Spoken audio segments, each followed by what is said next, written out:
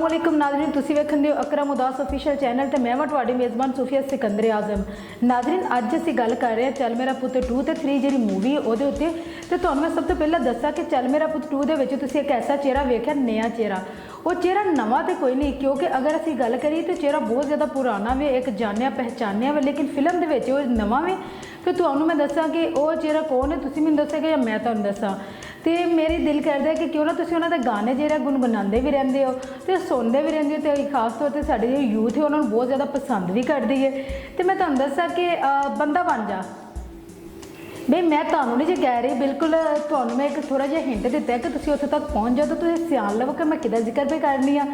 तो गाना मैं तुहानूं एक बोल सुना देनी, चाहे मेरी आवाज़ ही नहीं चंगी तो कोई नहीं, लेकिन मेरी सलाह है कि मैं तुहानूं एक लाइन सुनावां गाने की ताकि तुसीं सियान सको कि मैं किहदा जिक्र भी करनी आ।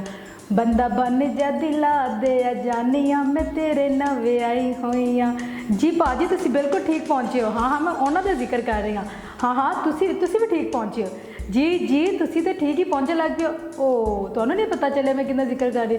चलो कोई गल नहीं जी, एक लाइन जी होर सुना देनी ताकि तुसीं सियान लवोगे कि मैं किहदा जिक्र करनी आ। जनाब कुड़ियां दे सीने विच ठा वजदा यूथ तो हुण बिल्कुल पहुँच गई है। हाँ बिल्कुल तुसीं बिल्कुल सियान लिया, लेकिन जिन्होंने नहीं पता चलिया कि मैं किहदा जिक्र कर रही हाँ तो तुसीं सियान भी लिया है। लेकिन मैं तुहानूं दसदी जावां कि हाँ बिल्कुल गैरी संधू जनाब, तुसीं इन्हां नूं वेख्या तो होएगा गाने दे विच, तो तुसीं इन्हां नूं वेख्या, इन्हां दी एक्टिंग नूं गाने दे विच बहुत अच्छा देखिया। लेकिन तुहानूं पता है कि चल मेरा पुत्त 2 दे विच एज अ एक्टर भी काम कर रहे हैं। तो जनाब तुसीं तो वेखोगे कि होर जिहड़ा जनाब मज़ा जिहड़ा दुबाला हो गया। तो बिल्कुल तुसीं गैरी संधू नूं वेख रहे हो एक्टर के रूप दे विच भी चल मेरा पुत्त 2 जिहड़ी फिल्म है उहदे विच। तो उम्मीद करांगे कि तुहानूं बहुत ज़्यादा इन्हां दी भी एक्टिंग चंगी लगेगी। और जिस तरह मजीद इजाफा होंदा जांदा पिया, जिस तरह चल मेरा पुत्त अगर 3 की गल की जाए फिल्म की तो उहदे विच होर चेहरे तुहानूं नज़र आउणगे। लेकिन अज तो तुहानूं असीं गैरी संधू के बारे च दस्सिआ, लेकिन जिहड़े होर चेहरे सामने आ रहे हैं उन्हां वास्ते तुसीं अगली जिहड़ी वीडियो साडी जरूर वेखिआ जी। तो नाज़रीन तुसीं चल मेरा पुत्त 1, 2 ते 3 पार्ट दे मतलब कोई भी इन्फॉर्मेशन लेना चाहते हो तो ये वास्ते तुहानूं करना होगा साडे जिहड़ा यूट्यूब चैनल है अकरम उदास ऑफिशियल, उहदे थल्ले तुहानूं कमेंट करना होगा। तो कमेंट दे विच तुहानूं दसना होगा कि तुसीं नैक्सट किस अदाकार के बारे च, किस गुलकार के बारे च इन्फॉर्मेशन लेना चाहते हो।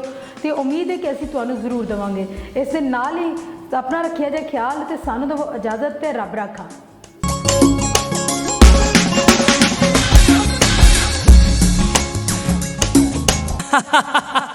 Welcome to Bhuta House. Welcome to Bhuta House. Welcome to Bhuta House. Welcome to Bhuta House.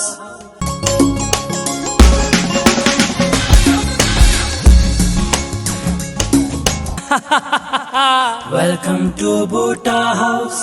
Welcome to Bhuta